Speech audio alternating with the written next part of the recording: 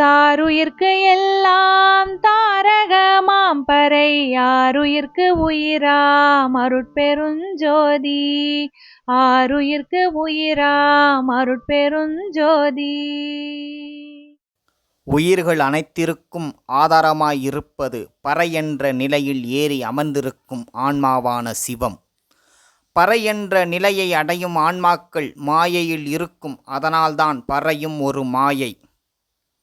இந்த பறையாகிய மாயை மனதை அடிப்படையாக கொண்டு விளங்கும்.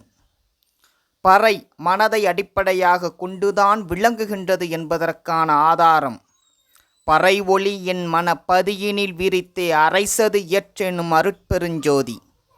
இந்த பறையாகிய மாயை மனதை அடிப்படையாக கொண்டு விளங்கும் உண்மை கடவுளை சாராத உயிர்களை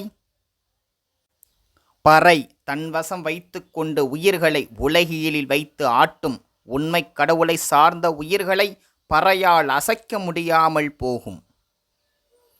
உண்மை கடவுளை சார்ந்த ஆன்மாவும் சரி, சாராத ஆன்மாவும் சரி, பறை நிலையில் இருக்கும் ஆன்மாவும் சரி, அனைத்திற்கும் உயிருக்கு உயிராய் விளங்குகின்றவர் அருட்பெரும் ஜோதி ஆண்டவர்.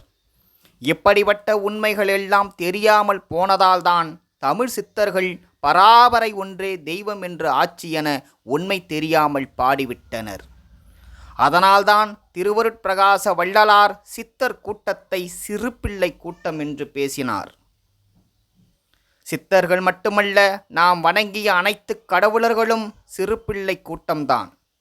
நான்முகர், நல் உருத்திரர்கள், நாரணர், இந்திரர்கள், நவில் அருகர், புத்தர் முதல் மதத் தலைவரெல்லாம் வான்முகத்தில் தோன்றி அருள் ஒளி சிறிதே அடைந்து வானகத்தும் வையகத்தும் மனம் போனபடியே தேன் முகந்து உண்டவர் எனவே விளையாடா நின்ற சிறுபிள்ளை கூட்டம் என அருட்பெரும் ஜோதியினால் தான் மிக கண்டறிக என சாற்றிய சற்குருவே சபையில் நடத்தர செய்யின் சாற்றும் அணிந்தருளே என பாடுகிறார்.